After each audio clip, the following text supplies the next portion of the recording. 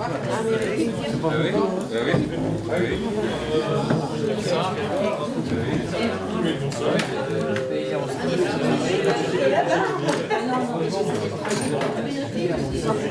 ça va bien? Salut. Bonsoir. Bonsoir.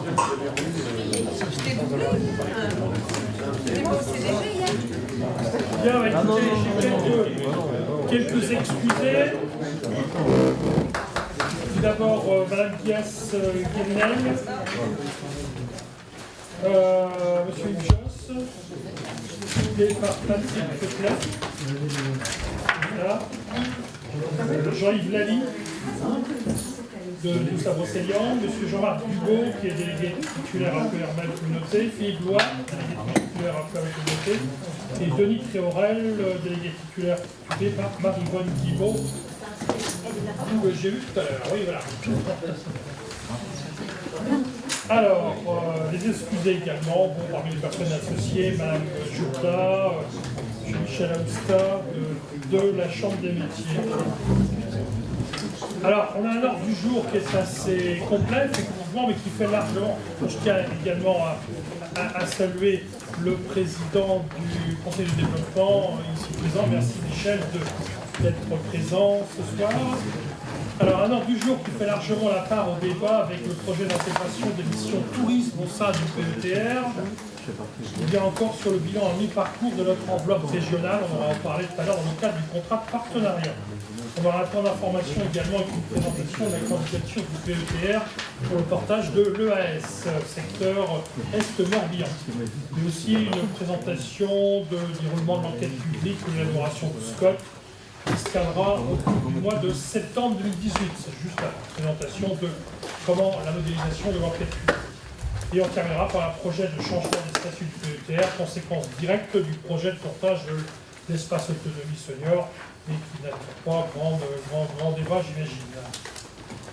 Alors, plusieurs éléments. Tout d'abord, on va passer à l'ordre du jour. Nomination d'un secrétaire de séance.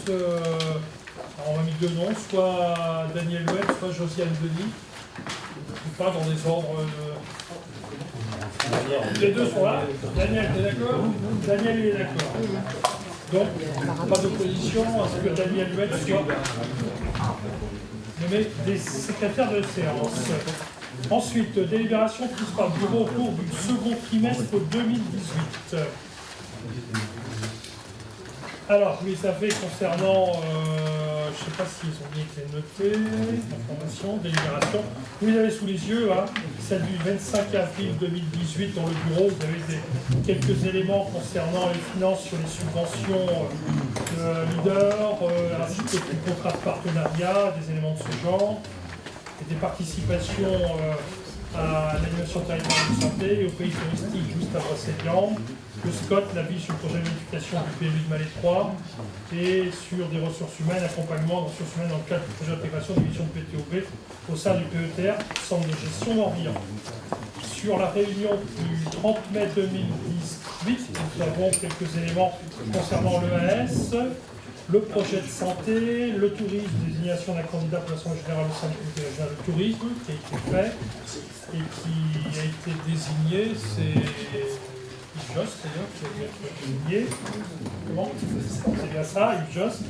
Ensuite, Scott, bon, projet avis sur le projet de modification du PLU. On est interrogé sur ce projet de modification. Tant que Scott n'est pas véritablement applicable. Bon, finance, ouverture d'une ligne de trésorerie qui a été voulue pour justement assurer des paiements immédiats dans la mesure où notre trésorerie est un petit peu tendue du fait d'une manque de financement de l'ingénierie leader dans le cadre du partenariat par la région, enfin, qui sont intermédiaires, etc. Europe, région, les financements n'arrivent pas. On a presque 2 ans de retard quand même dans les financements. Mais ça, c'est la problématique leader. On les aura, mais pas en avance. Donc de ce fait, on se doit d'ouvrir une ligne de trésorerie pour pouvoir assurer notre quotidien, je dirais. Ça ne s'était jamais fait depuis ça s'était jamais fait, je pense. Voilà, donc espace Autonomie Senior, CLIC, comité de commune, participation 2018, l'ATS, état de subvention 2016 à 2018, sur des ressources humaines, renouvellement de contrat de la chargée de mission santé et gérontologie, et renouvellement et modification de contrat de remplacement de l'agent assistant socio-éducatif chargé des cas complexes. Donc on est bien dans les délibérations qui sont dans les compétences du bureau, telles qu'elles ont été décrites lors de la constitution de ce bureau. Alors ensuite on a alors est-ce que ça attire de votre part des commentaires ou des demandes d'explications complémentaires ou non, je ne vois pas. Ok, donc acte. Ensuite validation. Alors, c'est une validation, je ne sais pas si c'est une validation. Non, c'est une information sur ces délibérations prises. Ensuite, on a une validation des comptes rendus du comité syndical du 11 avril 2018. Qui est que vous avez sous les yeux, écrit en tout petit, mais il est tout complet. Est-ce que ce compte rendu attire? C'est encore lisible, là, Jacques. Voilà. On a connu le plus petit encore. Tu dois écrire en préfet. Toi aussi. On va t'envoyer une loupe. Bon, est-ce que ce compte rendu attire de votre part des demandes d'explications, des commentaires, des suggestions? J'en vois pas. On passe au vote. Est-ce qu'il y a des oppositions, des abstentions? Je vous remercie. On va continuer sur le bordereau 4 sur le projet d'intégration des missions du PTOB au sein du PETR. On avait d'ailleurs rapidement évoqué ce sujet lors du comité syndical du 11 avril au moment du vote du budget. Depuis quelques mois, le bureau a été officiellement sollicité par le président du PTOB, Philippe Plantard, et son conseil d'administration, qui ont été réunis en séance du 14 février 2018. L'association souhaite au 1er janvier 2019 les missions actuellement assurées par le développement touristique en complémentarité des EPCI soient gérées directement par le PETR Pays Plouermel. Donc on va quitter ce cadre associatif pour être intégré directement par le cadre du PETR. Donc c'est vrai que si on reprend un petit peu les raisons, le contexte a depuis 2 ans a fortement évolué, conséquence notamment du regroupement des EPCI. D'abord, la viabilité économique du PTOB est mise à mal suite à la décision de la nouvelle EPCI Centre Morbihan Communauté de ne plus adhérer au PTOB. Question, je dirais, de réalité géographique. Du coup, ils se retrouvent raccrochés de l'autre côté sur le pays. Ça fait 25% de moins de cotisation pour le PTOB. Ensuite, une autorité du PTOB de plus en plus remise en cause. L'association étant essentiellement composée de personnes privées, non pas de personnes publiques. Or, les politiques de développement touristique sont aujourd'hui principalement portées par les EPCI. D'où la nécessité d'une meilleure représentation de décideurs publics dans l'animation de la stratégie, notamment à l'échelle de la destination brocéliande. À l'échelle de destination brocéliande, il faut savoir que les intercommunalités de la façade de Voisac, de Vilaine, ont fait le choix, eux, de traiter directement avec le pays de Brocéliande et non plus avec une structure qui était un peu équivalente en son temps, qui a été dissoute d'ailleurs. Alors depuis 2017, un copil avec les 5 EPCI de la destination Brocéliande s'est constitué, mettant de fait le PTO2B un peu en dehors de cette nouvelle gouvernance. Les 3 EPCI du 35 et les 2 EPCI du 56. Quelques mots, un rappel sur l'histoire et l'objet du PTOB. Cette association a été créée sous le nom de Groupement d'intérêt touristique de Brocéliande à l'océan, dans le but principal d'assurer la mise en valeur des ressources touristiques variées et de promouvoir le développement touristique de la région. La déclaration de l'association a été faite à la préfecture du Morbihan le 4 mai 1990.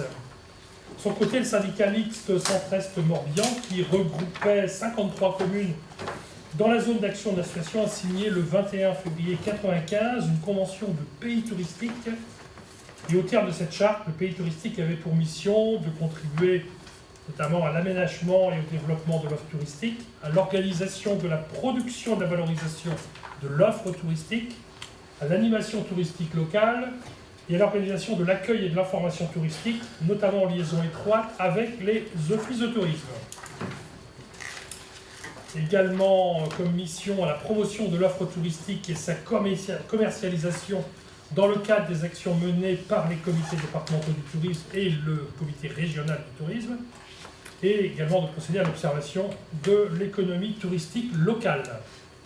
Les missions ont évolué avec le temps et aujourd'hui le PTOB a plutôt pour objet la préparation et le suivi des dossiers d'investissement touristique, notamment l'aide au montage, rédaction des avis, en vue effectivement d'obtenir éventuellement des subventions. A pour objet également l'animation économique locale, l'information des professionnels, conseil aux associations, aux investisseurs. A pour objet également les relations avec les partenaires départementaux et régionaux du développement et de la promotion touristique, la définition et la mise en place d'une politique de promotion active du pays touristique, élaboration et conduite des orientations d'action, l'amélioration de l'accueil et de l'information, amélioration de la signalisation en relation avec les offices du tourisme, le suivi de la qualité touristique des produits du pays, hébergement et autres, le contact entre les adhérents et avec d'autres territoires et partenaires du tourisme afin de grouper les actions promotionnelles pour développer le tourisme de proximité individuelle et en groupe, l'organisation et la mise en marche de l'offre touristique et enfin structure facilitatrice reconnue par la région pour destination brocéliande. Ainsi, le PTOB porte un certain nombre d'actions et de missions par l'intermédiaire d'une équipe qui est constituée aujourd'hui de 4 personnes. Pour le bureau, le rapprochement du PETR et du PTOB, bureau du pays bien entendu, permettrait une meilleure visibilité de l'action publique, je dirais sur le modèle EPCI-PI. Une meilleure articulation avec la partie Ille-et-Vilaine qui est organisée autour d'un syndicat mixte, des économies de structure et de fonctionnement qui est estimée à hauteur de 20 000 € annuels à peu près, et aussi l'occasion de rafraîchir le partage des missions tourisme entre les différentes strates, EPCI, pays, destination, département, région. Ça permet bien de scaler véritablement entre ces strates pleinement, et notamment le rôle de l'EPCI dans son entier. Ainsi, le bureau a tout d'abord demandé au service de faire un bilan sur les missions à la charge du PTOB et la réalité avec les réorganisations des services tourisme qui sont au sein de nos propres EPCI. Il s'agissait de vérifier la pertinence des différentes échelles, la destination, le pays ou l'EPCI, pour mener à bien les différentes missions dans le cadre du développement touristique. Vous trouverez dans votre dossier les détails de ce travail. Je vous laisse le soin de le parcourir suite à notre comité syndical. Je dirais, voici un peu le résumé et quelque part un petit peu les conclusions qu'on peut en tirer. 3 grands champs d'intervention. Tout d'abord, l'accompagnement du professionnel du tourisme et du porteur de projet.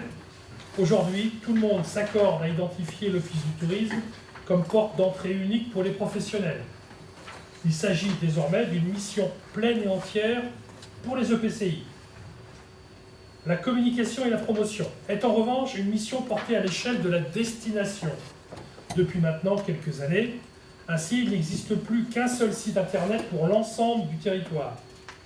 Les sites internet des offices du tourisme ayant été fusionnés pour une meilleure lisibilité et une meilleure attractivité, avec une présentation d'une offre touristique qui, de ce fait, devient plus conséquente et plus diversifiée. Enfin, 3e point, l'animation de la stratégie, qui relève désormais de la destination. La stratégie doit être arrêtée d'ici la fin de l'année. Stratégie qui a été portée, qui a été étudiée par un cabinet d'études, ceux qui ont pu suivre les opérations dans le cadre de la destination. Enfin, sur le pays de Plouermel, les EPCI ont développé une mission particulière sur la randonnée et le sport nature, bien dans le cadre des EPCI. La mission sport nature, portée par le PTOB, pour définir un peu quel est son rôle, consiste en une coordination de la démarche qualité sur les itinéraires morbihanais, critères qualité, balisage, sécurité, intérêt des circuits, etc. et le suivi du contrôle randonnée avec le prestataire concerné. Ensuite, un conseil sur le choix des circuits. Ensuite, un conseil, voire un accompagnement si nécessaire sur la procédure de classement au PDIPR et un rôle d'interface si nécessaire avec les services du département. Ensuite, la mise à jour et la création des fiches circuits sur le site internet Destination Brocéliande et plus généralement toute action en relation avec le module randonnée du site internet. Également, la création graphique des cartes d'information et de promotion de la destination en relation avec la randonnée et la coordination du volet impression de ces documents. Il a également un rôle d'interface entre les institutionnels et les associations de randonnée, notamment la Fédération française de randonnée pédestre. Son rôle est également de co-animation avec Brocéliande Bike et la démarche Brocéliande Bike Tour sur les vélos électriques. La co-animation de la démarche randonnée à l'échelle de la destination. La gestion et le suivi de certains projets d'intérêt supra-communautaire, notamment les bases VTT, panneaux de départ de randonnée, des éléments de ce genre. Représentation technique dans les instances départementales et régionales de la destination sur la thématique ayant propre aux randonnées. Pour autant, il conviendra de s'accorder entre les deux EPCI pour que cette mission randonnée sport nature soit et reste complémentaire aux actions des EPCI. Reste à voir un petit peu le choix qui peut se porter. Est-ce que l'on considère que les EPCI ont la qualification de pouvoir exercer pleinement chacun de son côté, puisqu'on a nos animateurs, je dirais, randonnés, ou est-ce qu'on garde cette compétence supplémentaire au titre du pays pour, je dirais, accompagner, je dirais, nos propres animateurs? C'est un choix. Avant d'aller plus loin, un rappel de l'objet de la finalité des destinations mises en place par le Conseil régional. Je vous propose une petite vidéo rapide qui a été réalisée en 2017 par le Conseil régional, il n'y en a pas trop longtemps, 2 minutes je crois. Ouais. 30 secondes pour la lancer, 1 minute 30 pour la visionner, donc ça va être... Alors ça, Voici Théo. Théo, Ah oui, toujours pas Théo. il est où Théo? Théo là.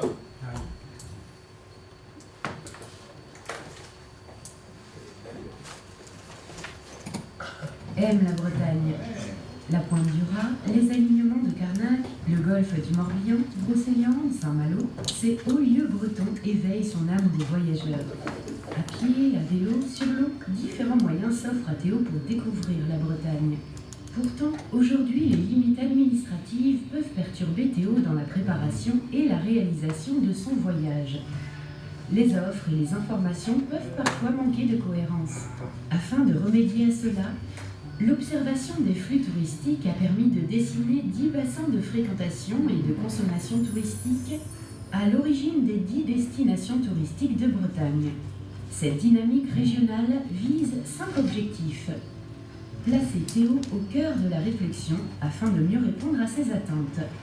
Lui proposer une diversité d'offres propres à chaque univers de destination, l'ensemble formant les valeurs et l'identité forte de la Bretagne.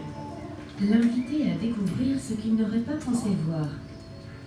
Lui faciliter son expérience de voyage en fluidifiant son parcours en Bretagne à travers toutes les fonctions stratégiques du tourisme pour optimiser sa consommation. Ce qui est bon pour Théo est aussi bon pour la Bretagne. Le dernier objectif de la dynamique régionale vise à mettre en place une nouvelle manière de travailler ensemble. Travailler ensemble, justement.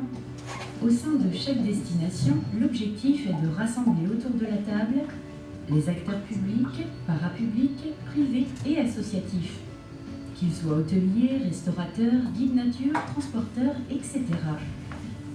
Chacun peut alors apporter sa vision, son expérience, mettre en commun les actions déjà existantes en matière de tourisme et en définir de nouvelles au sein d'un projet commun, développer sa destination.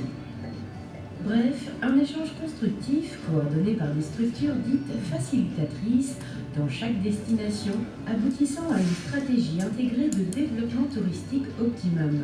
Cette stratégie visera à coordonner les stratégies existantes sans s'y substituer, en apportant une nouvelle dimension de projet partagé. Elle permettra d'agir ensemble dans une même direction et en lien avec les destinations voisines.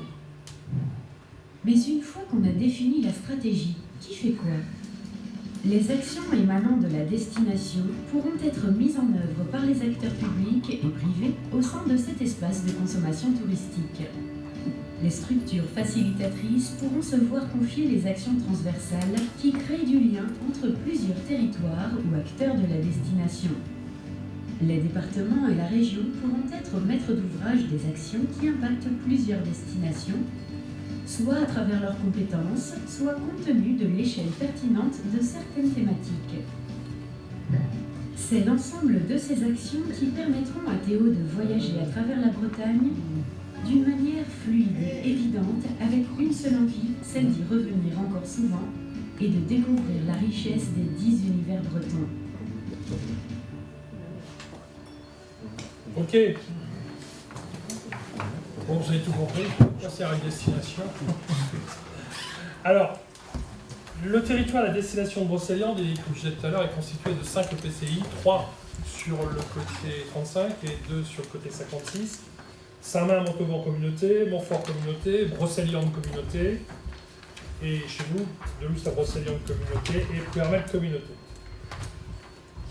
La mission, le COPIL structure informelle à ce jour, je dirais le COPIL destination qui s'est constitué là, dernièrement, a pour mission l'organisation de la stratégie de communication, la communication et la promotion de l'ensemble de l'œuvre de la destination, la notoriété de cette destination, la réflexion stratégique et la mise en œuvre de la stratégie touristique justement qui va être choisie, la mise en cohérence de l'accueil touristique, par exemple l'homogénéisation de l'accueil pour les clients, l'interface avec la région Bretagne, destination Brocéliande est aujourd'hui le référent touristique du territoire pour la région, qui en matière touristique ne prend comme interlocuteur que les destinations. C'est à ce titre-là qu'on peut l'avoir, et d'ailleurs qui fournit dans ce cadre des subsides et un financement dans la région Bretagne auprès de la destination Brocéliande, si elle se structure bien entendu et si elle présente véritablement un projet.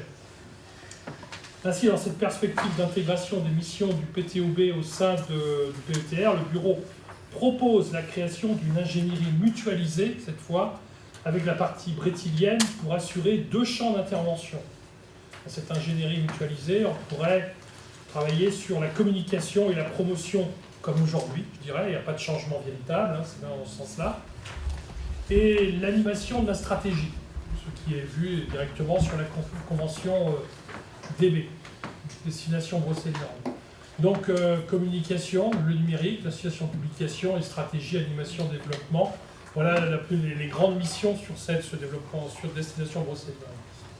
La randonnée, elle, pouvant être soit du sujet, soit du pays lui-même, du PETR, ou alors on choisit de ne pas continuer la mission randonnée dans le cadre du PETR, et auquel cas chacun des EPCI en fait son affaire sur les dispositifs randonnée avec le personnel qu'il a déjà présent. C'est des choix qui pourront être réalisés. Ou qui pourraient mutualiser entre les deux collectifs. Bien sûr, bien sûr. Ou qui pourra mutualiser. C'est des choses qui peuvent être vues un peu dans ce sens-là. Alors, sans devoir créer immédiatement cette nouvelle structure, je dirais l'objectif est vraiment de mutualiser les compétences, de rationaliser les effectifs. C'est vrai qu'on rationalise, on arrive à des effectifs réduits, et d'améliorer l'efficacité du service auprès des collectivités et des professionnels. L'intérêt, c'est de travailler d'une seule voix, mais de véritablement pouvoir toucher et de délivrer le même message à tous les professionnels et à toutes les collectivités concernées.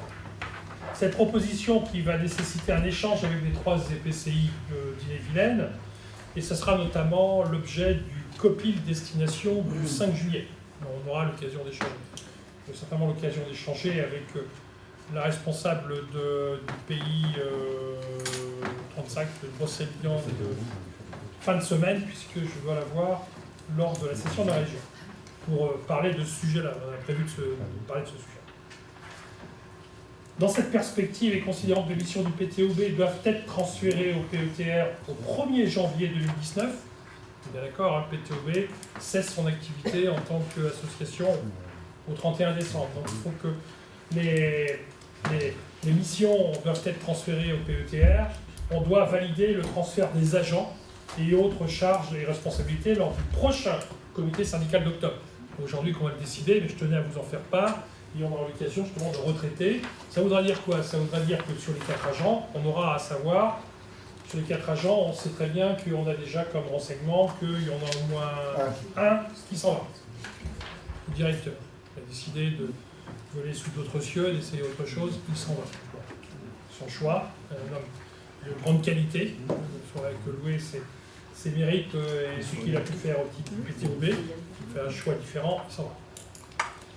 Le directeur, donc il restera l'animateur randonnée, il doit rester aussi la chargée de com et une personne au titre de l'administration, etc.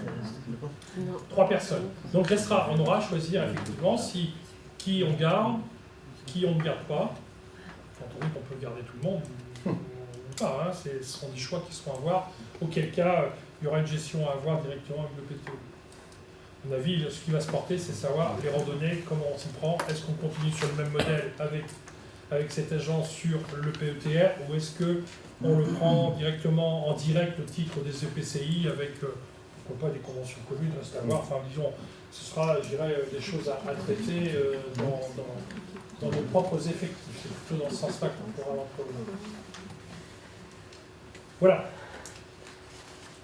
Le débat est ouvert un petit peu là-dessus, sur cette, je dirais, cette perspective de transfert de compétences PTOB à la direction du PETR, comme qui, je vous le disais, verra un petit peu cette orientation. Le débat est également ouvert, bien entendu, sur ces actions à mener conjointement avec Destination Brocéliande et sur notamment le champ de compétences que l'on prend à traiter avec eux.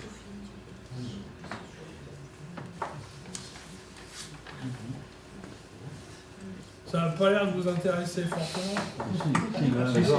Vu du côté des professionnels, scotché ou quoi là? vu du côté professionnel, comment c'est ressenti au niveau des professionnels du tourisme, ils vont s'y retrouver dans cette nouvelle organisation. Je pense que c'est un schéma que tu as trouvé pour le moment, Destination Brocéliande. On a vu un petit peu quelle était la volonté de la région. C'est quand même les destinations qui déclinent la politique touristique de la région, il n'y a pas de problème. Et si on veut, c'est pas du chantage, mais si on veut bénéficier des subventions régionales, il nous faut absolument rentrer dans la politique qui décline. Bon, c'est quand même quelque chose qu'il faut dire clairement au départ. On a une entité Destination Brocéliande qui a un nom qui est connu, mais qui s'étend sur 2 départements. Et c'est pas toujours aussi simple parce que même si on dit qu'on est voisins, vous savez bien, c'est vrai dans les communes ou au bord des communautés de communes, les limites administratives sont quelquefois vécues pour des frontières, comme des frontières. Donc là, il y a quelque chose à faire. On a quand même travaillé depuis quelques années avec le sentiment, enfin je parle sous couvert des 2 présidents qui sont là, le sentiment que quelquefois on faisait un pas en avant, un pas en arrière. J'ai pas dit 2 en arrière quand même, je suis sympa, mais que ce qui paraissait acquis à la fin d'une réunion ne l'était plus quelquefois au début de l'autre. Donc c'est pour ça qu'on a mis en place un comité de pilotage beaucoup plus restreint, en mettant les vice-présidents de chaque communauté de communes chargée du tourisme et en ajoutant même les présidents. Parce que sur l'Ille-et-Vilaine, c'était pas évident non plus, parce que c'est pas forcément, on va pas dire un affrontement, mais c'est pas forcément un débat Morbihan-Ille-et-Vilaine, c'est aussi à l'intérieur de l'Ille-et-Vilaine, il y a 2 collectivités qui sont très proches de nous, quelquefois plus proches que leur autre collectivité d'Ille-et-Vilaine. Je ne vais pas donner de nom. Mais on a quand même à voir ça très très sérieusement. Alors, il y a une espèce de couperet qui paraît, c'est qu'il faut que notre stratégie soit définie pour l'automne, parce que si on n'a pas une stratégie commune, il sera difficile d'obtenir une subvention. On attend une subvention de 60 000 € pour l'ensemble de la région. Donc, sous couvert du président, j'ai fait faire une étude un peu par mes services aussi. Je pense qu'il ne faut pas s'affoler face à cette subvention parce que, on l'aura, peut-être, sous certaines conditions, mais on ne sait pas encore quelle sera la pérennité de cette subvention. Est-ce qu'elle durera ou est-ce que c'est pour 1 an ou pour 3 ans pour démarrer et puis qu'après on se retrouve comme ça? Et on ne sait pas non plus ni sur quels critères, ni sur quel poste, parce que ça peut très bien être une subvention sur un poste précis. On a quand même là un certain nombre d'incertitudes, et en faisant très attention, je crois que des calculs méritent d'être faits précisément, même si on n'avait pas la subvention et que ça n'aboutissait pas, on ne serait pas forcément très pénalisé financièrement quand on fait le compte de tout. Alors sur Sur l'aspect randonnée, je pense qu'il est important qu'on se rencontre pour moi entre les deux collectivités. Vermelles-Communauté a une personne technicienne randonnée, donc ça suffit à nos besoins. Il faut voir les besoins d'OBC et voir exactement comment on peut faire. Parce qu'il faut avoir tout le personnel dont on a besoin, mais que le personnel dont on a besoin. Oui, tout à fait. Donc, moi, je suggère à ce qu'effectivement, il y ait une rencontre qui soit faite entre les deux EPCI avec les responsables du volet, du tourisme, précisément, pour qu'on puisse se caler et se valider un petit peu la démarche. Ma question n'était pas celle-là, Henri, hein, sur la stratégie et le partenariat avec la région. Je suis OK, si tu veux. Mais la place des professionnels de PTOB... Oui, non, mais j'ai un peu dévié, pardon, c'est bien, tu as une explication. OK. Ah. Mais le PTOB, c'était un tissu associatif. Oui. OK. Ma question est la suivante. Si on repart sur une nouvelle gouvernance, pilotée par le PETR, quelle sera la place des professionnels? Elle ne sera pas décisionnelle, mais comment on va les intéresser? C'est ma question. La loi impose que le volet tourisme, la loi NOTRe, que le volet tourisme soit intégralement piloté par les EPCI. Il peut y avoir à la marge des volets touristiques gérés par les communes, à la marge. Le grand volet touristique doit être lui. Et la loi prévoit que par EPCI, il y a un office du tourisme. Ensuite, il y a des antennes, si on veut. Il y a un office du tourisme qui centralise au titre de l'EPCI pour sa fonctionnalité en termes de gestion touristique. Nous, si on travaille conjointement à 5 EPCI, je dirais, pour résumer un petit peu cette destination, c'est pour harmoniser les moyens de communication, pour harmoniser les documents, pour harmoniser les circuits touristiques. Ça, j'entends bien. Mais ça veut dire que c'est un produit qui doit être justement vendu sur le territoire, qui sera strictement le même, à destination des acteurs du tourisme. Et quelque part, je dirais, cette promotion, elle n'est pas centralisée, elle est justement diffusée ensuite auprès de nos antennes qui sont localisées ici et là, bien entendu. Donc, la question, c'est comment associer... Pour ne pas répondre à ta question. Ma question, c'est celle-là. C'est comment associer les professionnels du tourisme. Mais c'est vrai que jusqu'à maintenant, ils étaient présents. Par contre, on sentait très nettement, pour siéger au conseil d'administration du PTOB, qu'il y avait une usure qui était faite et ça n'avait plus sa place. Et je pense qu'on a à retrouver cette vraie place des professionnels parce qu'il faut qu'on travaille ensemble, c'est indispensable. Et on a à la retrouver aussi au sein de nos communautés de communes. C'est que nous, on fonctionne, on est en train de mettre en place un FPIC. On a le conseil d'exploitation à mettre en place. Ce n'est pas si simple parce qu'il faut trouver des professionnels, il faut trouver des professionnels qui s'impliquent aussi, comment je vais dire, je ne vais pas être trop affreux pour une fois, qui ne pensent pas qu'à leur intérêt personnel, voilà, mais qui soient vraiment des représentants de la profession, quoi. Et puis une vision territoire. Oui, une vision territoire. J'ai juste une question, ça m'interroge, parce qu'en fait, dans l'argumentaire qu'on est en train de développer, on dit on avait une structure qui était tellement énorme que ça ne fonctionnait plus. Et donc, pour être plus efficace, on va avoir une petite structure. C'est juste par rapport à ce qui se passe autrement, où les fusions sont faites, parce que ça va être plus efficace. Et puis quelques années après, on s'aperçoit que vaut mieux avoir une structure un peu plus petite et un peu plus efficace et qui tourne davantage. J'ai juste une question, mais ça qui me concerne personnellement, c'est qu'on a une base VTT labellisée avec la fédération VTT, mais j'ai jamais eu de contact avec, disons, les responsables du tourisme sur ce secteur-là. Voilà, et c'est peut-être parce qu'ils étaient trop loin, sûrement. Non, mais c'est une interpellation et je pense qu'au-delà si on est obligé d'aller vers destination brocéliande, ça revient à ce que l'on disait tout à l'heure. Entre nos deux EPCI, on a intérêt à parler d'une seule voix et puis à vraiment travailler ensemble. Ça dépend de qui, la seule voix, ce qu'elle porte. Oui. Moi, je pense qu'il y a obligatoirement une démarche ascendante aussi. Hein. Tu parles de ta base VTT, je dirais, pour moi, c'est peut-être pas à eux de descendre pour aller voir sur les territoires ce qu'ils faut, c'est plutôt les territoires qui doivent pouvoir remonter en disant attendez, moi j'ai une base BTP qui pourrait s'inscrire dans une démarche globale d'ensemble sur des activités, puisque c'est vrai que dedans, on a parlé de tourisme, de sport, nature également. Oui. Ça va, tout ça, c'est C'est pour ça que je suis intervenu. global. Je suis d'accord avec toi. Et j'ai même parlé de VTT d'ailleurs, ça vous parler quelque part. Donc ça s'inscrit pleinement. Mais je dirais, il y a certainement une démarche de collecte d'informations et souvent, c'est cette mise en réseau qui doit permettre une promotion à l'ensemble. C'est juste, la question se posait juste par rapport à disons, la surface de l'organisation précédente. Et si on doit refaire quelque chose, c'est soit les 2 EPCI, soit une convention au sein du PETR, mais c'est de se dire, essayons de trouver cette fois la bonne... La compétence tourisme, il a dit, elle est d'abord au sein des EPCI. Moi, je dis souvent que dans le passé, il y avait la frontière et la communication sur la destination brocéliande, elle se faisait de part et d'autre. Là, ça permet d'avoir une approche intercommunautaire. Et moi, les 5 EPCI qui travaillent autour de la destination brocéliande, là, on se réunit régulièrement. On a bien dit aussi que, pour répondre à Guy, on mettra un comité stratégique avec les présidents, vice-présidents chargés du tourisme, mais c'est à ce stade aussi qu'il faudra peut-être associer en amont les professionnels du tourisme, une représentation des professionnels du tourisme, pour qu'on recueille aussi au-delà de la destination brocéliande, parce qu'on ne doit pas être sur le joug sous le joug permanent de la région, il faut aussi qu'on ait notre propre autonomie et spécificité. Là, on pourra le faire, je pense qu'il faut qu'on les associe. Ils ont des choses à dire, et ils dépassent souvent leur intérêt personnel pour défendre l'intérêt du territoire et l'intérêt du tourisme sur le territoire. Je pense que là-dessus, il faut qu'on y travaille. Tout à fait.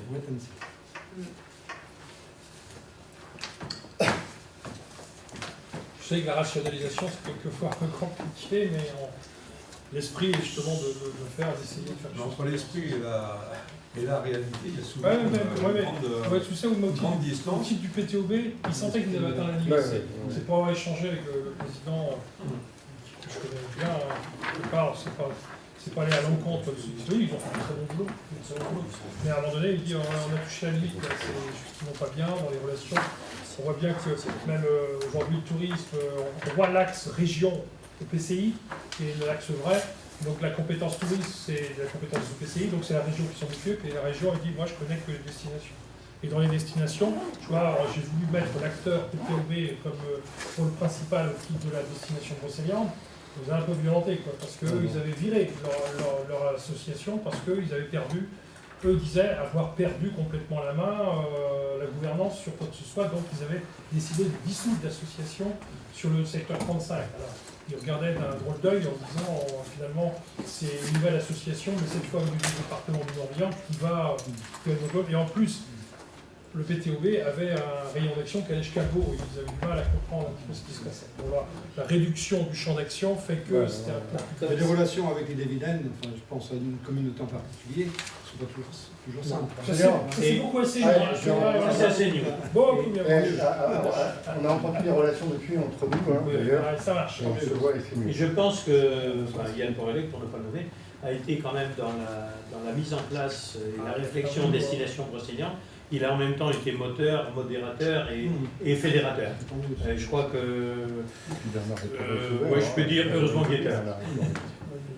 Dommage pour nous qui sont Oui, c'est vrai. Ils sont beaucoup évolué. Oui, c'est vrai, très vrai. Il y a une relation de cause à effet, non, sans être indiscret. C'est l'occasion pour un nous de peu, se mais voir pas en Il y a peut-être un autre projet. C'est un choix. Il a Ah un ouais, projet. non, il avait un autre projet.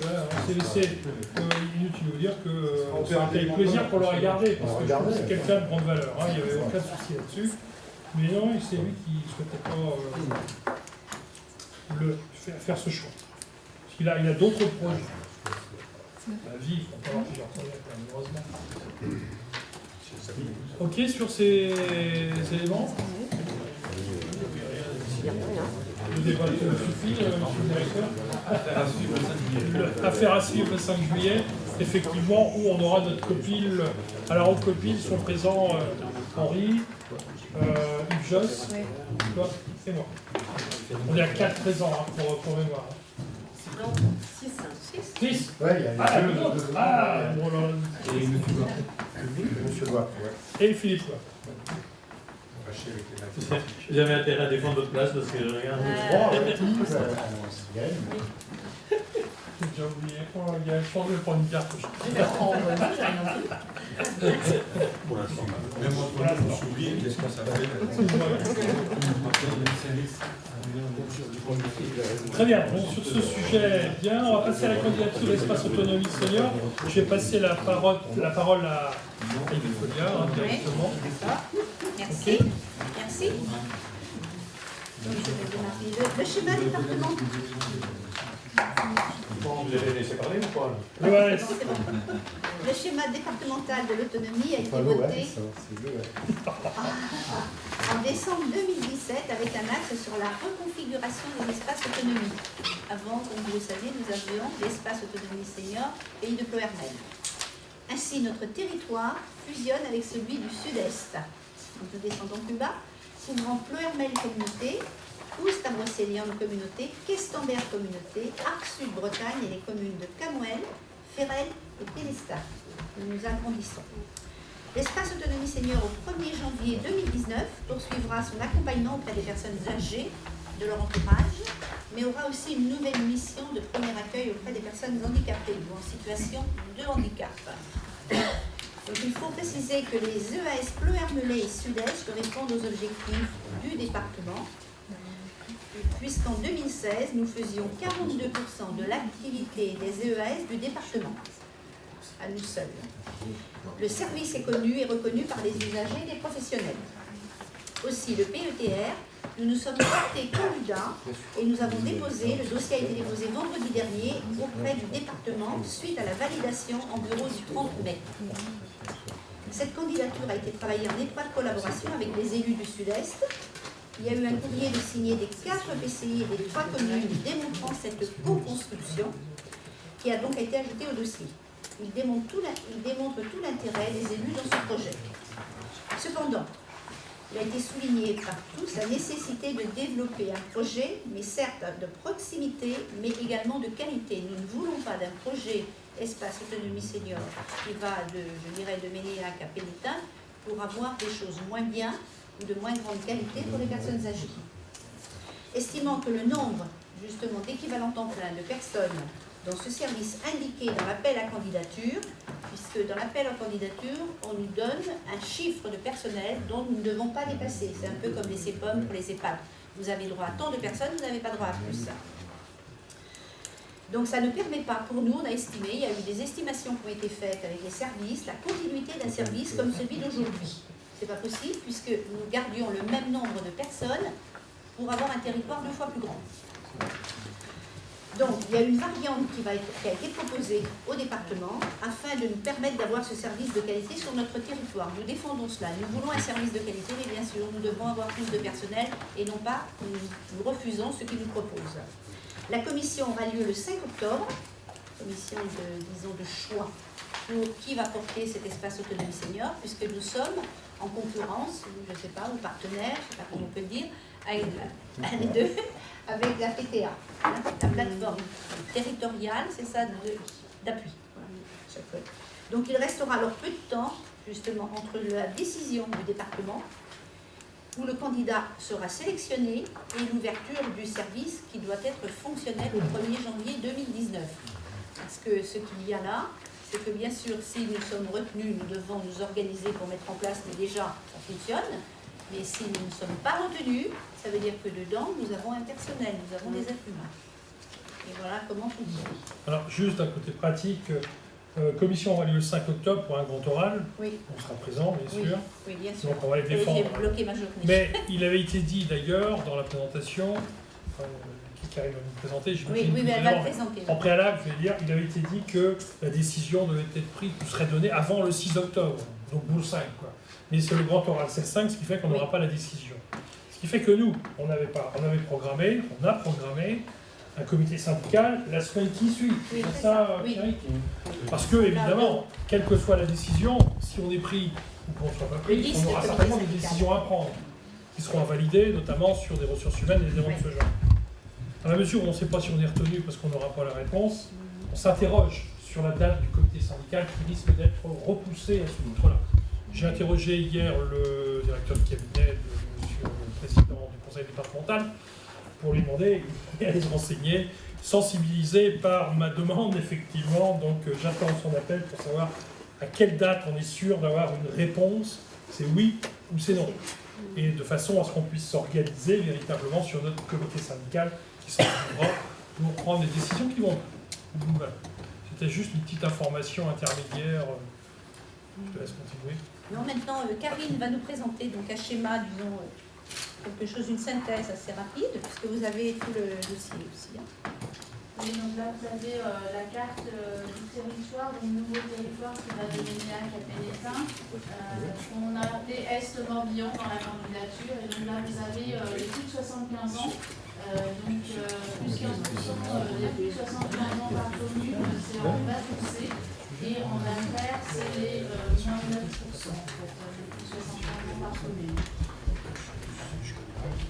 Alors, dans la candidature, en effet, nous devions répondre sur deux volets. Donc, le premier volet, c'était ce qui était proposé dans la candidature avec 9,5 ETP. 9,5 ETP, aujourd'hui, si je cumule l'EAS Pleur-Melay et Sud-Est, en fait, on est à 13,8. Donc, vous voyez une baisse des nombres d'agents pour la même mission et une mission supplémentaire qui est l'accueil, le premier accueil auprès des personnes en situation de handicap. Et un budget donc de 490 000 €. Donc se posait la question, comme Mme Pollard l'a dit, sur comment mettre en place ces missions avec moins d'agents mais un territoire plus grand, avec un service qui est reconnu de la population et donc où entre les deux EAS, on accueille environ 2500 personnes à l'année. Donc, on est parti sur l'idée d'avoir 4 antennes sur le territoire qui sont Guerre, Pleuhermel, Questembert et Musillac, afin d'avoir un niveau de réponse satisfaisant en termes de proximité. Dans cette candidature, nous avons un deuxième volet qui est la variante, pour démontrer en fait que nous ne souhaitons pas non plus avoir des délais d'attente trop importants. Aujourd'hui, on répond en 2 semaines et demie auprès de la personne. Ça veut dire que la personne nous appelle et au maximum, dans les 2 semaines et demie, elle aura une visite à domicile, parce que 80% de notre activité, c'est de la visite à domicile. Demain, si on reste avec 9,5 ETP, ça veut dire 5 à 6 semaines de délai d'attente. Donc, c'est vraiment pas satisfaisant. Donc, on propose une variante qui permet d'avoir la proximité avec toujours les 4 antennes sur le territoire, mais des plages d'ouverture beaucoup plus importantes. Une plateforme téléphonique ouverte 5 jours sur 7 pour capter l'essentiel des demandes. Une qualité de présence auprès des personnes âgées avec le doublement des chargés d'accompagnement, parce que c'est vrai que la baisse des effectifs était essentiellement sur les chargés d'accompagnement et c'est eux qui vont faire des visites à domicile et l'évaluation. Des actions complémentaires pour assurer la transversalité entre les problématiques, gérontologie et les autres sujets, mobilité, prévention, et la participation financière des collectivités locales, qui permettent en fait de répondre à un service de proximité mais aussi de qualité. Donc l'objectif, c'est d'avoir des points d'accès pour l'ensemble des communes à moins de 30 minutes, donc être à moins de 30 minutes de chaque antenne. Un accueil sur site pour les personnes âgées et les personnes en situation de handicap, qui est une nouvelle mission pour l'Express Autonomie. Des plages d'ouverture plus importantes et une réponse aux besoins des personnes plus satisfaisantes. Donc, comme je disais tout à l'heure, les délais d'intervention qui seraient plus acceptables. Donc là, vous avez une carte en fait qui vous montre les différentes distances par rapport à l'antenne, sachant qu'en moyenne, on est à un quart d'heure de sa commune vers l'antenne.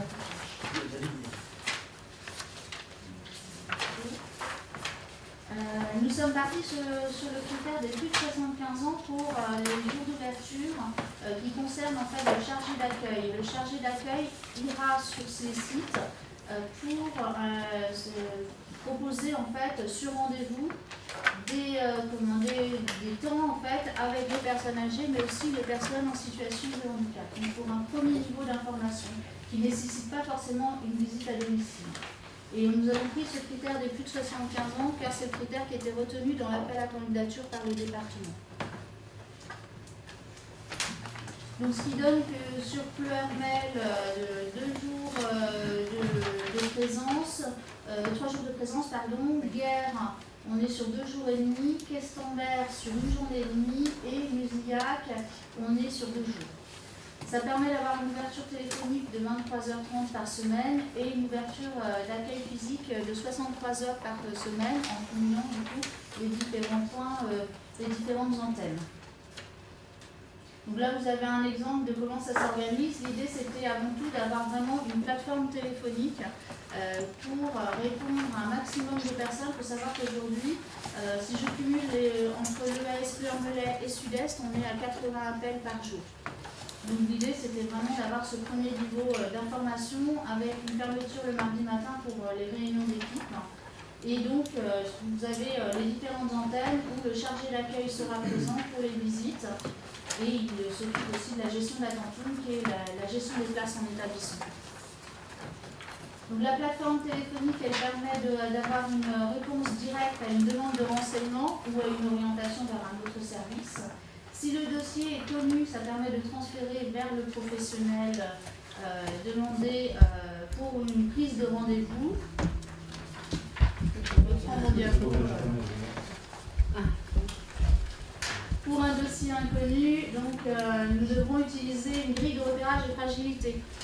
C'est vrai que comme il y aura moins de chargés d'accompagnement présents, ça signifie qu'il faut qu'on cible bien la demande et qu'on voit si ça nécessite réellement une visite à domicile. On restreint en fait l'idée des visites à domicile grâce à cette grille de repérage de fragilité. Donc ensuite, il y a la proposition d'une prise de rendez-vous et sur site et la nécessité autrement de l'évaluation à domicile. Pour les personnes en situation de handicap, on est sur la mission d'orientation, d'information sur la ressource professionnelle adéquate et surtout sur l'aide à la complétude du dossier, notamment pour la MDA. Donc c'est une prise de rendez-vous. Au niveau des ressources humaines, avec cette variante, on arrive à l'équipe de 13,8 ETP, ce qui correspond à la réalité d'aujourd'hui, avec des mises à disposition, donc mise à disposition par Pleur-Melay Communauté, Ostavron-Seignan, Questembert Communauté et Action Bretagne, de titulaires qui sont déjà présents dans l'équipe et de contractuels. Et avec pour le PETR, donc le poste de responsable, de pilote Maya, gestionnaire de cas complexes, chargé de mission et chargé d'accueil. L'idée, c'est que les chargés d'accompagnement soient plus pris en charge par les EPCI, ce qui est déjà une réalité. Donc on est aussi sur la question budgétaire, on reprend la même clé de répartition qui est les plus de 75 ans. Donc sur le scénario de base, à 9,5 ETP, on arrive à un montant de 490 015 €, avec donc 250 000 de subventions de l'ARS et 240 000 du département. Et sur la variante, on arrive à un total de 666 700 €. Il n'y a pas beaucoup de différence en termes de fonctionnement puisqu'on garde les mêmes antennes de proximité, donc du coup il y a plus de postes. Et la participation de la subvention de l'ARS et du département ne change pas, mais la participation des EPCI apparaît, donc à 169 685 €. Ce qui en fait, si diapo suivante, en fait juste pour rappel, aujourd'hui, le budget est de 710 427 €, si je cumule le EAS Pleur-Melay et Sud-Est, dont 272 282 € via les EPCI, soit 38%, et on a 438 000 € via le CEPOM avec le département.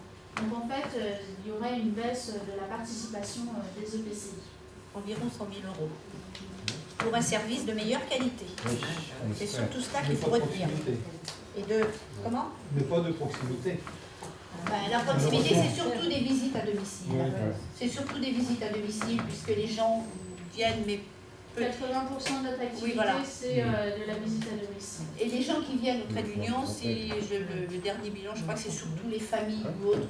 Quand la personne âgée est à l'hôpital, ce sont des accompagnants. Mais souvent, c'est le domicile.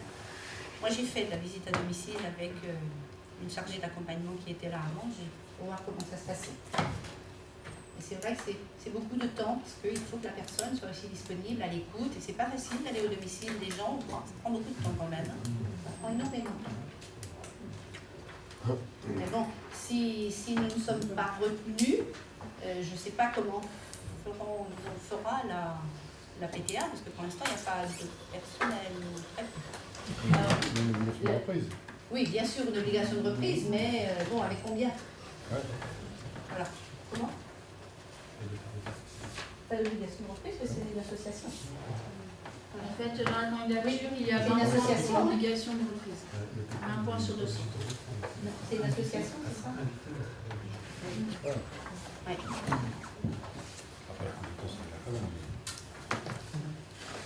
Donc par rapport à cette organisation, il est prévu qu'il y ait une convention de service unifié entre le PETA et les EPCI qui permet de définir la gouvernance de cet espace autonomie, le fonctionnement notamment du volet ressources humaines et organisation et le financement.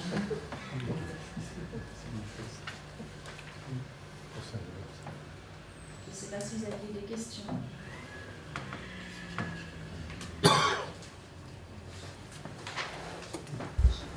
Elle est où la meilleure qualité du service? Parce qu'on dit on aura un meilleur service et ça va nous coûter moins cher. Disons, nous espérons avoir un meilleur service que si c'était un autre porteur. Ah oui, Voilà, d'accord. c'est On ça. aura un meilleur Ou service, le service que nous propose le département, c'est-à-dire avec 9,5 équivalents temps plein. Avec la participation des EPCI, on a un peu plus de personnel pour aller au domicile. Et un peu plus Par rapport au d'ouverture. service qu'on a aujourd'hui, on aura moins bon Bah, au moins la même chose. Nous souhaitons au moins la même chose, mais pas moindre, parce que si nous fonctionnons, si nous partons avec ce que nous propose le département, c'est moins de personnes, moins de personnel pour un plus grand territoire. En gros, c'est ça. C'est ça alors le cahier des charges. Voilà. On a râlé en disant que c'était C'est inadmissible. inadmissible.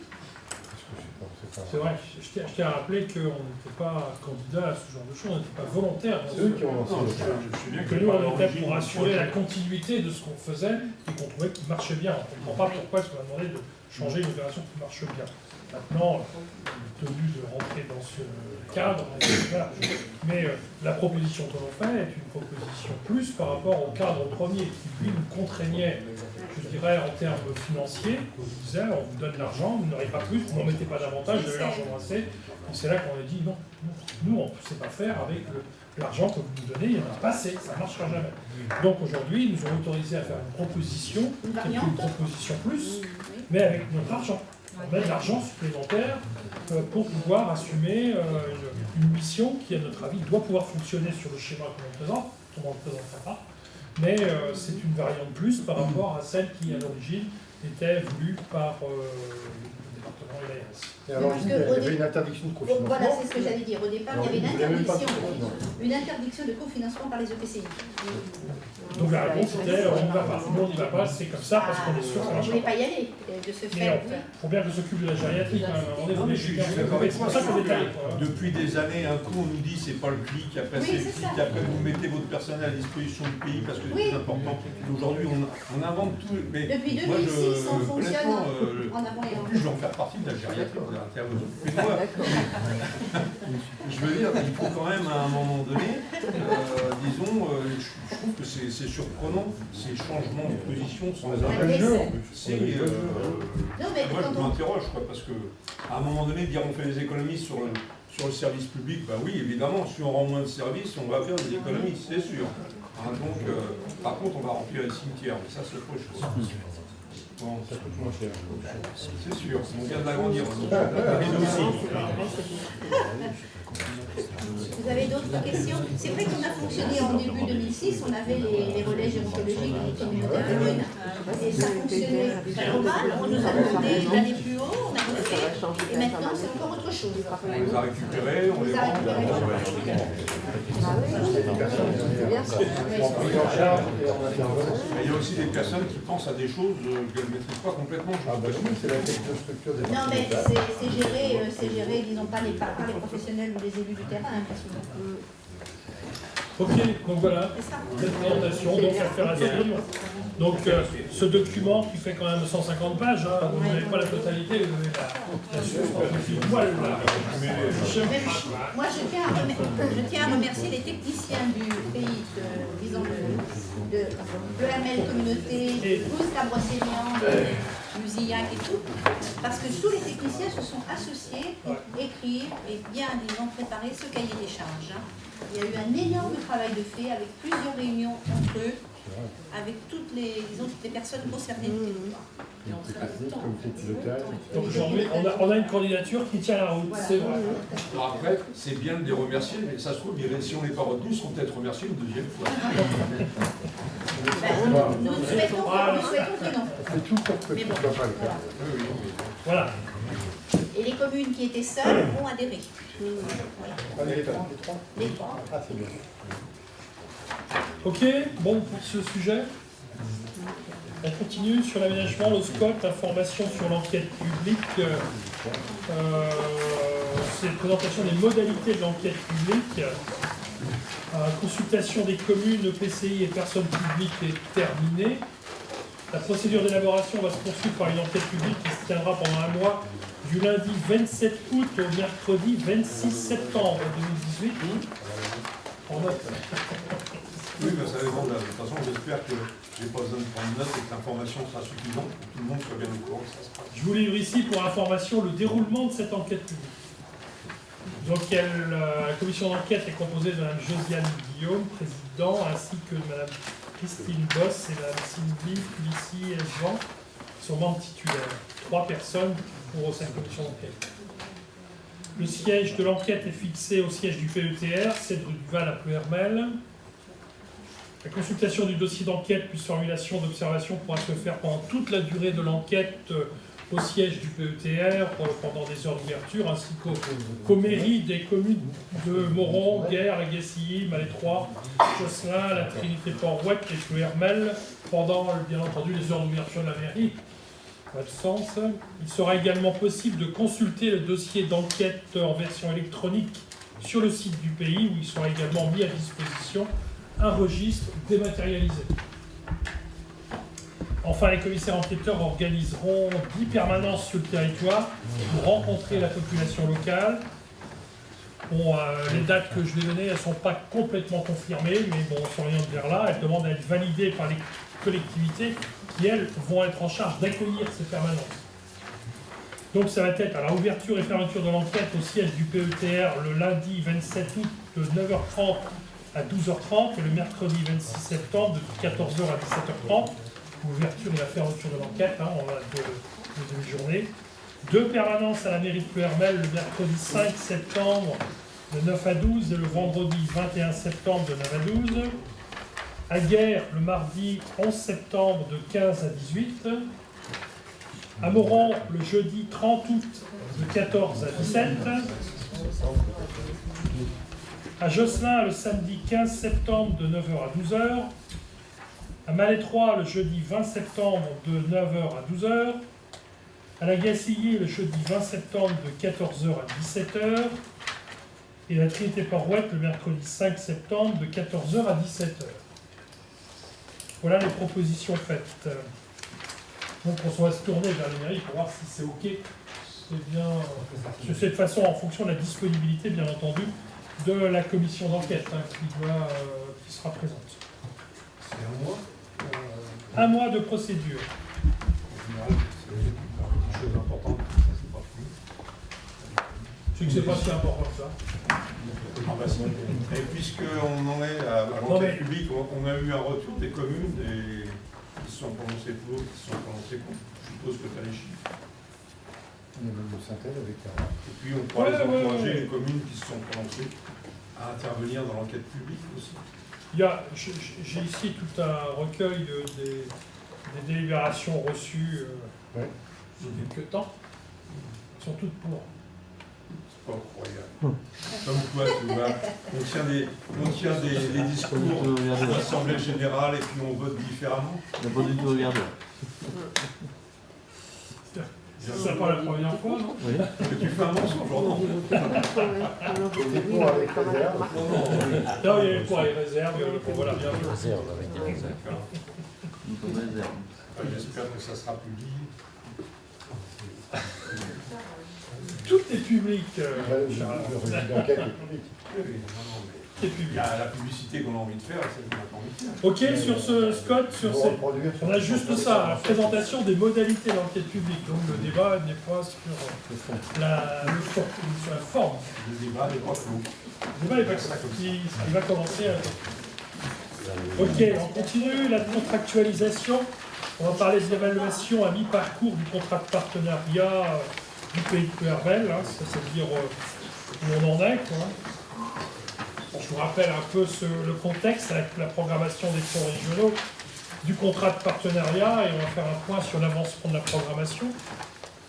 Sur les 5,6 millions d'euros de dotation confiée par la région, nous avons programmé 4,3 millions en choisissant 59 projets. Vous avez sur l'écran la répartition par fiche dispositif des affectations en fonction des axes stratégiques. Vous vous souvenez très bien un petit peu de tous ces axes qu'on a choisis d'ailleurs. Ce contrat de partenariat est issu justement d'un accord qui a été signé, que nous on a validé en première approche, qui est validé par la région. On peut en tirer deux premiers renseignements de ce tableau. 3 fiches spécialisées avaient été rédigées parce que des projets avaient été détectés concernant l'amélioration des logements personnes âgées et jeunes, la télémédecine ou encore les circuits courts. Malgré les efforts consentis, ces fiches n'ont pas permis de lever de projets. Et quelquefois des grandes idées qui se révèlent être des idées qui ne sont pas suivies d'effet. Avec les services du pays, j'ai présidé des réunions sur la télémédecine. J'ai participé au CTEF, qui a eu un volet agricole assez fort. Cela n'a rien donné pour l'instant. Concernant la fiche 1.3, sur les logements spécifiques, la résidence habitat jeune sera déposée dans les temps par les agents ou BSH. Mais là, c'est sûr, incessamment sous peu, que cette résidence habitat jeune, qui sera située sur Puervel, va sortir. Des calages sur 4 ans. Avant de se caler, avant de réussir à faire des choses qui avancent. C'est important ce que tu dis, parce qu'en fait 4 ans, ça veut dire quoi? Ça veut dire que quand tu dis que des projets qu'on a suggérés ne sont pas sortis, il y a un peu de ça. Voilà.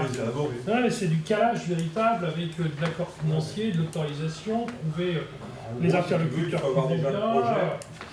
Quand la proposition est faite par la région, il faut déjà avoir un projet et dire tiens, ça colle à mon projet. Parce que si tu veux faire un projet à ce moment-là. Ça fait 2 ans que j'ai eu l'occasion d'obtenir que j'ai l'autorisation de réaliser et que l'autorisation, malgré tout, il y a des consultations supplémentaires. Bon, enfin, on va y arriver. Alors qu'il est, on a consacré 30% de l'enveloppe régionale pour des projets sollicitant moins de 100 000 euros. Et nous avons soutenu 43 projets. Un second tiers de la dotation a permis de soutenir des actions avec une aide régionale entre 100 000 et 200 000 euros. Et un troisième tiers de projets, plus de 200 000 euros d'aide régionale. C'est une répartition qui me paraît assez équilibrée. Vous voyez, vous avez au tableau les chiffres qui sont indiqués. Sur la diapo suivante, on met en parallèle notre ambition de départ et le résultat obtenu. Par exemple, on a choisi d'engager 44% des fonds sur la revitalisation des centralités. Et en fait, on y a consacré 47%. La feuille de route 2015, on peut dire qu'elle a été plutôt suivie. Un bémol concernant le soutien à l'économie. Rappelons-nous que la région a sanctuarisé ses aides au secteur économique avec les conventions région-OPCI en janvier 2017. Depuis cette date, nous ne pouvons plus soutenir de projets économiques sur le contrat de partenariat. On a donc trouvé une solution en passant de 15% à 20% la part réservée aux services collectifs essentiels. Et nous avons pu ainsi soutenir quelques projets dans le domaine du tourisme, initialement prévus sur la fiche 3.3, et des projets économiques initialement prévus sur la fiche 3.1 et 3.2. Vous voyez un petit peu les correspondances que ça peut donner. Compte tenu des contraintes qui pesaient sur notre contrat de partenariat, nous avons fait au mieux pour garder le cap de ce que nous nous étions fixés. Les services collectifs essentiels ont une définition large. C'est donc ici aussi que nous avons positionné les salles polyvalentes, les hors-centralités, centres sportifs communaux et autres projets, je dirais, liés à la vie locale, indispensables à la vie quotidienne de nos habitants, mais qui n'entrent pas dans le canon de la politique régionale. Vous avez la répartition qui a été vue, vous voyez. bâtiments communaux, économie, tourisme et vie locale. En termes de répartition territoriale, les EPCI ont demandé un peu plus d'un tiers de l'enveloppe sur la répartition territoriale. Malheureusement, les porteurs privés, seulement 7%. Je ne reviens pas sur les contraintes administratives liées à ce type de financement pour des portages privés, qui sont certainement un frein justement à cette réalité. Ce sont les communes de proximité qui ont principalement bénéficié du contrat de partenariat avec plus d'1 million d'euros d'aide et un quart de l'enveloppe. Les deux communes les plus peuplées, Ploërmel et Guerre, ont elles rien sollicité. On va étonner ça, Jacques, quand même. Pour Ploërmel, la communauté interviendra sur la résidence Habitat Jeune, mais c'est un projet qui est d'envergure qui dépasse la seule ville de Ploërmel, pas sur la ville de Ploërmel, je dirais. Ce sont plus les communes de proximité. On voit lesquelles, hein, un petit peu du côté de Baignon, du côté de Josselin. J'ai repris ceux qui ont 4. Donc on voit qu'il y a une répartition quand même assez équitable là-dessus.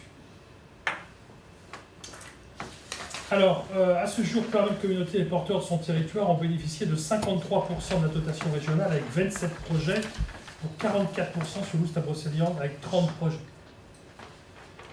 La dernière diapo vous rappelle qu'il reste 1,3 million d'euros disponibles. Là où les services ont connaissance de projets qui sollicitent à peu près 1,7 million d'euros. Ça sent l'arbitrage, ça, vous voyez. C'est pourquoi il y a 2 semaines, j'ai informé par courrier tous les maires du pays que le comité unique de programmation d'octobre risque d'être le dernier sur les fonds régionaux et qu'une priorité sera donnée aux demandes initiales reçues avant le 30 juin, c'est-à-dire dans 10 jours. Cela permet de mener dans de bonnes conditions la première instruction, je dirais, lors de laquelle certaines dépenses seront très probablement déjà écartées.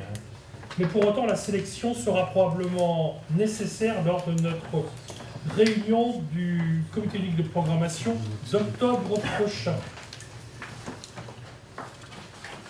Voilà. Auquel beaucoup d'entre vous ici siègent.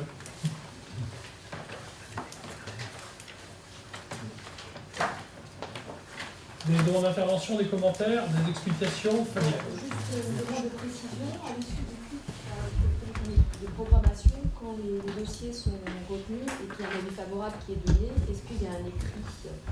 Est-ce qu'il y a un envoi? Je demande à Gilda de répondre là-dessus et carré sur l'administratif. Il y a un écrit une fois que le compte-rendu a été validé par les deux instances que sont le PETR d'un côté et la région de l'autre. Il faut que la région valide également la deuxième approche. Le compte-rendu, oui. Le Parce qu'en compte-rendu, fait, sur les fiches projets, quand on envoie la notification, comme quoi la demande a reçu un avis favorable, il y a des commentaires. Par exemple, il peut y avoir des réserves, il peut y avoir des suggestions d'amélioration du projet ou autres qui sont dites au cours de la réunion. Et ces remarques-là sont issues de la réunion du comité unique de programmation. Donc il faut attendre la validation du compte-rendu pour pouvoir remplir correctement les fiches et les joindre à la notification favorable ou défavorable. je rappelle que le comité unique de programmation, sur les dossiers de contrat de partenariat, c'est-à-dire avec la région, c'est une coprésidence entre le président du PETR et le conseiller régional référent. Vous connaissez des délais de 3 semaines. 3 semaines. C'est sûr? Il y a quelque chose qui ne va pas bien, Fabienne? Oui, j'ai pas l'impression qu'on a eu en fait un retour. Sur quel projet? Sur le projet à Moron, le projet de Halles. C'était pas le dernier, c'était oui. Parce que j'ai redemandé reposé la question en interne, donc on n'a pas d'écrit. On va vérifier. Bon, tu retournes vers Gilda, il faudra vérifier, c'est lui qui a les deux. Ok. D'autres demandes d'intervention? C'est clair? Oui. C'est parfait. Ok, c'était une information, hein, on n'avait pas autre chose là-dessus. Alors, on passe modification des statuts. Modification des statuts sur, bon, vous avez devant les yeux, ouais c'est ça, j'ai peut-être oublié quelque chose, non c'est ça.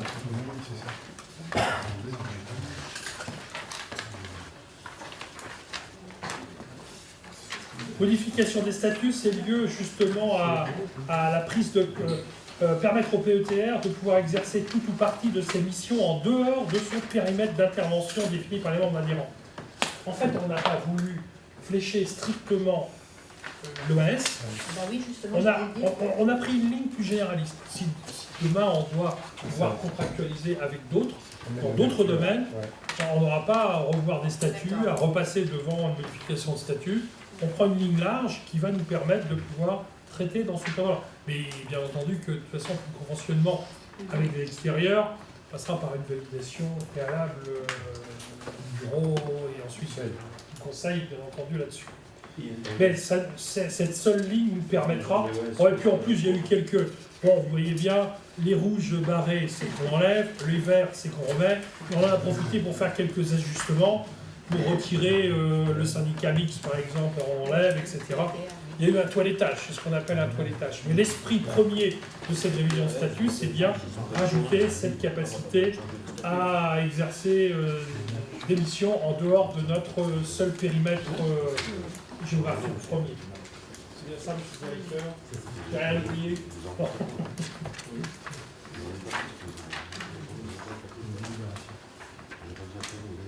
On a une délibération concernant cette modification de statut. Est-ce qu'il y a des demandes d'intervention tout d'abord? On passe au vote. Pas d'opposition, pas d'abstention. Je vous remercie. Voilà quoi. Ok, ensuite ici on a encore autre chose derrière. Qu'est-ce que j'ai oublié? Lancement d'un appel d'offres prestations informatiques. Alors, on souhaite améliorer la qualité des services informatiques rendus aux agents et au public. Aujourd'hui, on s'organise autour de 2 sites, les CARM et le trait d'union, effectivement. Et dans la perspective de l'élargissement de cette mission, le SIG notamment, et l'éventualité d'un déploiement sur de nouvelles antennes géographiques, dans le cadre de l'EAS, bien entendu, sur notre candidature, convient de disposer d'un prestataire unique pour la fourniture et la maintenance du matériel informatique qui a trait notamment à tout ce qui concerne les serveurs, les ordinateurs, tablettes et autres périphériques, enfin disons prestations informatiques classiques, ainsi que la gestion du serveur informatique, des systèmes d'exploitation ou du service de messagerie. L'élargissement de la collectivité pourra induire la gestion d'un parc allant jusqu'à 30 machines, dont 3 serveurs physiques, ainsi qu'une réorganisation complète et progressive du système d'information. Donc la première étape consistera dès fin 2018 à créer les conditions nécessaires pour déployer un système d'information géographique mutualisé, le fameux SIG mutualisé qu'on a déjà eu l'occasion d'échanger et valider, et qui soit accessible à distance, ainsi que le déploiement d'un serveur sur un nouveau site en relation avec 4 antennes sur l'organisation multisite vue avec l'EAS. Donc on demande de la possibilité de passer à un marché public qui intègre les fournitures, les prestations techniques de la maintenance. Elle porte à la fois sur le matériel, le logiciel et les services de messagerie. Donc c'est simplement une délibération pour m'autoriser à lancer la procédure adaptée en application du Code des marchés publics. Et une demande de précision? C'est classique, c'est technique là-dessus. Non, on passe au vote, pas d'opposition, ni d'abstention. Je vous remercie. Bon, le dernier, c'est simplement le calendrier.